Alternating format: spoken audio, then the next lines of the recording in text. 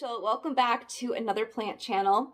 If you're new here, I'd love it if you'd take a second just to click subscribe and the bell notification so you don't miss anything.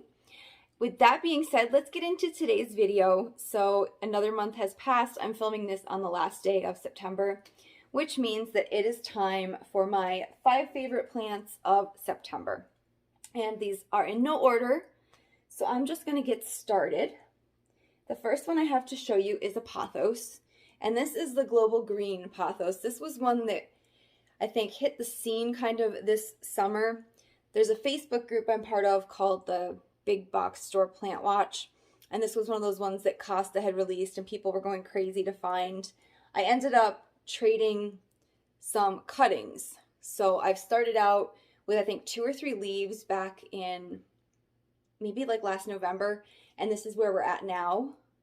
Put this outside for the summer and it just got so much new growth. But this is why I thought it was cool. So you've got the green leaves and the lighter green variegation in the center.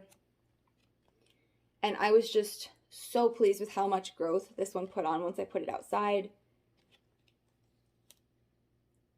So yeah, this guy makes the cut for this month, being one of my favorite plants.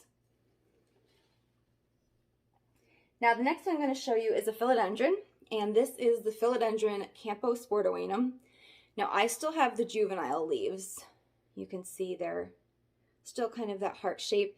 These will get really cool lobes on the top as it gets older, and I'll go ahead and pop a picture in.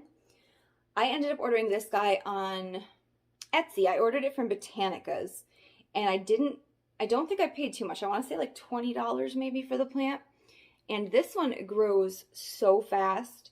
You can see I've already taken cuttings and I've got 2 separate ones in here, and it just keeps putting out new growth. So if you're looking for a philodendron that has kind of like that neat shape, or maybe is a little more obscured, like not something everyone has, but won't break the bank, I would recommend this one. This one doesn't disappoint. It just keeps growing, and I can't wait to see when I will finally get the more mature leaf shape. And I forgot to say, it's so easy going too. I let this one dry out in between waterings, then I water it fully, and it never seems to have an issue with that. All right, next one is another philodendron, and this one is the Mayo Eye. Now I'm pretty sure this has been in my favorites video before, just because I love this plant so much. So this one started from a 1-leaf cutting, and I still have that original leaf here. It's this little guy here. It was a tiny stick and that 1 leaf, and that was back in February. And this is where we're at now. We're starting to get some of the really neat leaves with the kind of like fingers almost. It's constantly putting out new growth. So there's our next new leaf coming, and I can see that one's gonna have some of the cuts in it too. So just really excited to see how this keeps going. It is starting to become a little bit like viney, so eventually I'll cut it back and start filling out the pot. But right now I don't have the heart to do that. This is another one that I let dry out in between waterings and then just water fully.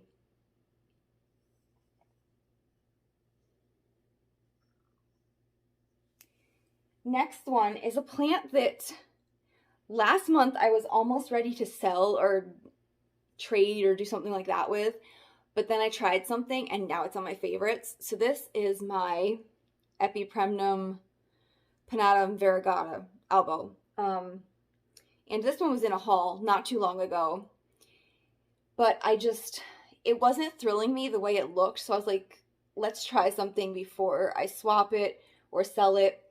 I staked it up, and I like the way that it looks so much better now. This last leaf did come in a little bit wonky, but it's got some good variegation, which is making me happy. And if you watched that video where I hauled this, my whole purpose in this was that someday, this is like a long-term thing, these leaves will get big enough and maybe fenestrate, and then I thought it would look kind of like an elbow monstera. But for now, I like that it's kind of smaller, and even when it grows, it's still more compact, so it's not taking up a ton of space. But I like watching each new leaf come out and kind of seeing how they look. and putting that guy on a stake changed the whole game for me. So it made me think, like, should I do a video on this, changing something about a plant that you don't love before you give up on it? But then I realized this is really kind of like what I do. I either change the pot that it's in, because I keep everything in pots inside, so I can change up the cash pot, you know, with the seasons or with my whatever, like the mood, if I want to put it in a basket or do I want to put it in something metal. But it's able to change out really easily. And then staking things. Those are like my two go-tos. If a plant is looking kind of worse for wear or it's splaying out all over the place, those are things that I will do. I will try staking it up, or I will try changing out the pot to kind of re-spark my love for it. And then my last one that I'm going to show you for this month's favorites is my Rotospatha. And I showed this also, I think this was last month's haul. I picked this up towards the end of August, and I'm just going to pull it out of the bigger pot because that's kind of heavy. So this is an aroid, and there's not a lot of information about it, not a lot of posts on like Instagram, so I'm kind of keeping track of what I do with this. That way, if it works out, I can do a video kind of sharing that, hey, this is what I did. Because those are the videos that I've been looking for, and I haven't been able to really find too much. So from what I've researched, and I won't go too in depth because I did talk about it also in the haul, but it's in the aroid family, and the subfamily is like the same as the Monstera, the Rhaphidophora, the Epipremnums. So it's going to be similar to those in my thoughts. So I'm treating it kind of similar, the chunky soil, letting it dry out before I water it. And I do notice that it does seem to be growing where it's got the nodes where you could cut it. It's going to be vining and then put it back in. The leaves come out red. This is my first new leaf. So not a super fast growing plant because I've had it about a month. And this leaf is the only new one I've gotten. But I'm okay with that. I don't know. It's just so pretty. I love the dark leaves. And yeah.